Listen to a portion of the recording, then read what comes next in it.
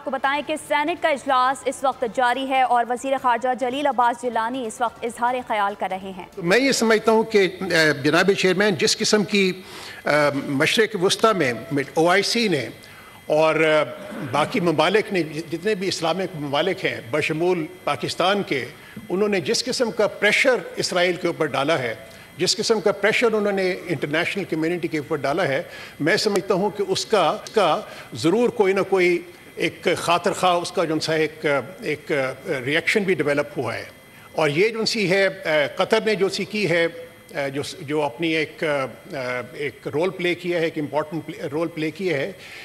OIC کا ایک mandated role تھا جناب والا، جس کے تحت انہوں نے ایک کوشش کی ہے کہ کسی طریقے سے جنگ بندی ہو اور اس مسئلے کا کوئی ایک پرماننٹ حل بھی جو سا ہے وہ تلاش کیا جائے۔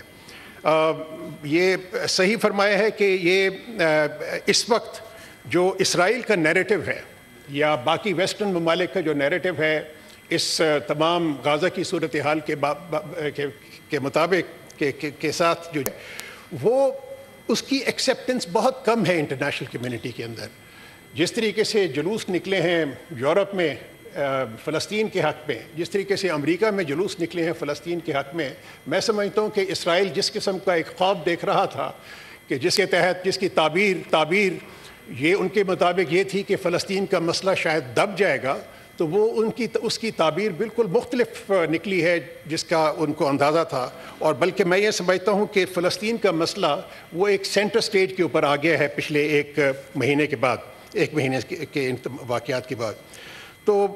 میں یہ سمجھتا ہوں کہ جناب والا کہ اسرائیل کو بالکل ایک اکاؤنٹیبل قرار دینا چاہیے، جس کی ہم نے بارہا ہم نے اس بات کی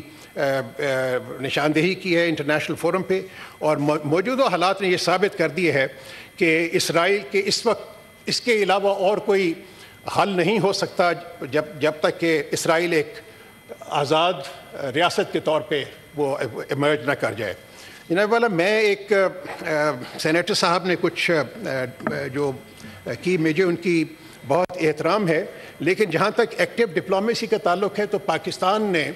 پاکستان ان چند ممالک میں شامل ہوتا ہے جنہوں نے بہت ہی ایکٹیو رول پلے کیا فلسطین کے لیے پچھلے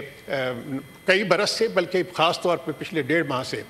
اور اس کی مثال یہ ہے کہ OIC کا ایکسٹرا آرڈنری جو سیشن ہوا تھا پچھلے ماہ فورن منسٹرز کا، اس کو پاکستان نے اور سعودی عربیہ نے کو اسپانسر کیا تھا، اور ہماری ہی کوششوں کی وجہ سے وہ ایک ایکسٹرا آرڈنری سیشن وہ وہاں پہ اس کا انعقاد ہوا جدہ کے اندر۔ اسی طریقے سے OIC کا جو سمٹ تھی اس کے اندر بھی پاکستان نے بہت ہی ایکٹیو رول پلے کیا، بلکہ پاکستان اجلاس جاری ہے۔ وزیر خارجہ جلیل عباس جیلانی اظہار کر رہے تھے۔ اور اب تک کے لیے اتنا ہی۔ مزید خبروں اور اپڈیٹس کے لیے وزٹ کیجیے ہماری ویب سائٹ bolnews.com اور دیکھتے رہیے بول نیوز۔ سبسکرائب کریں اور بیل دبائیں تاکہ کوئی خبر رہ نہ جائے۔